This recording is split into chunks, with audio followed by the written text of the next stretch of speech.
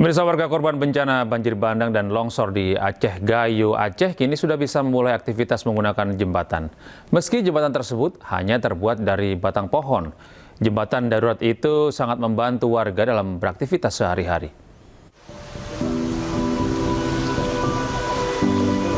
Warga didampingi anggota TNI bergotong royong membuat jembatan darurat di Wih Dusun Jamat, Aceh Gayo, Aceh.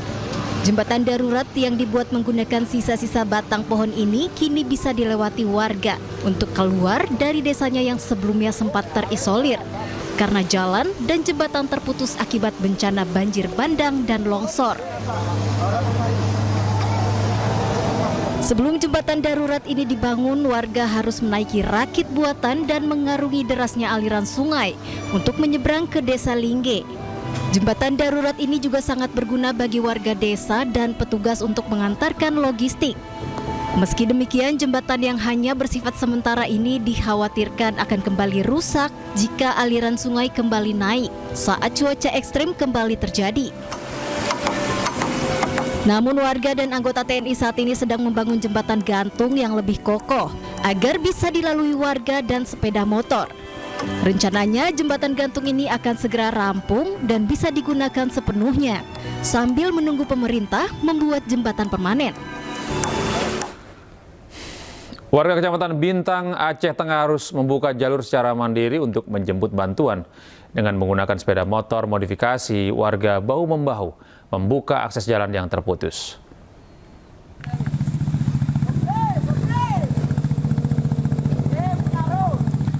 Warga desa Suruli, Kecamatan Bintang, Kabupaten Aceh Tengah, Aceh berjuang untuk menjemput bantuan. Sebagian besar jalur menuju desa mereka masih terisolir. Warga setiap hari secara mandiri membuka jalur akses dari desa ke posko-posko bantuan terdekat menggunakan sepeda motor yang telah dimodifikasi. Warga harus menempuh jarak sekitar 28 km menuju Kecamatan Bintang untuk menjemput bantuan.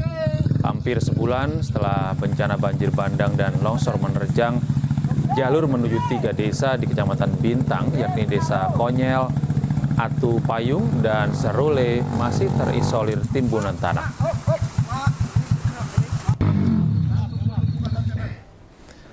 Pemirsa, bencana alam yang melanda Aceh membuat tabung gas LPG mengalami kelangkaan. Di sejumlah titik pendistribusian warga rela mengantri untuk mendapatkan gas LPG sejak subuh.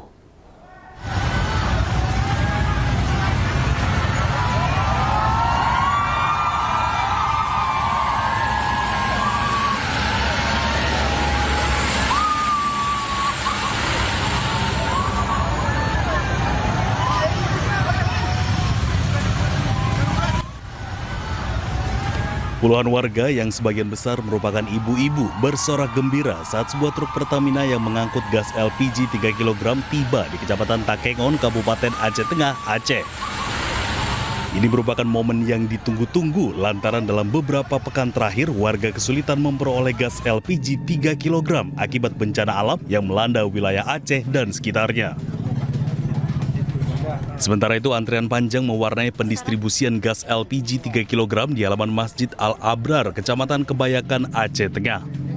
Membludaknya antrean membuat beberapa warga memilih pulang karena khawatir tidak kebagian lantaran kuotanya hanya 560 tabung per titik. Pemirsa, bukan bantuan, pakaian maupun mainan. Korban Aceh lebih memilih meminta Al-Quran. Momen mengharukan ini pun beredar luas di media sosial.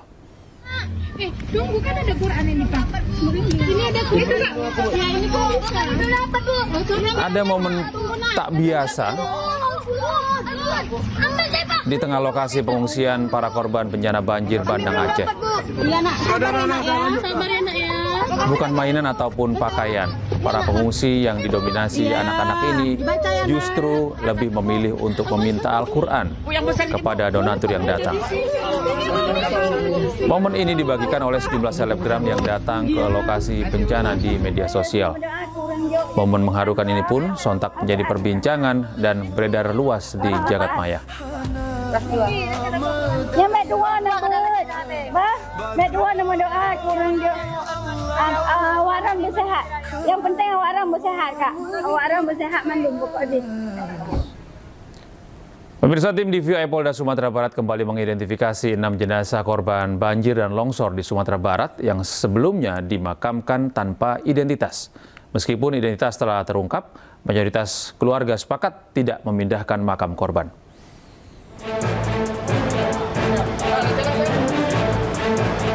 Setelah melalui proses panjang, Polda Sumatera Barat secara resmi menyerahkan sertifikat identifikasi kepada 6 keluarga korban yang identitasnya kini telah terverifikasi secara ilmiah melalui uji DNA.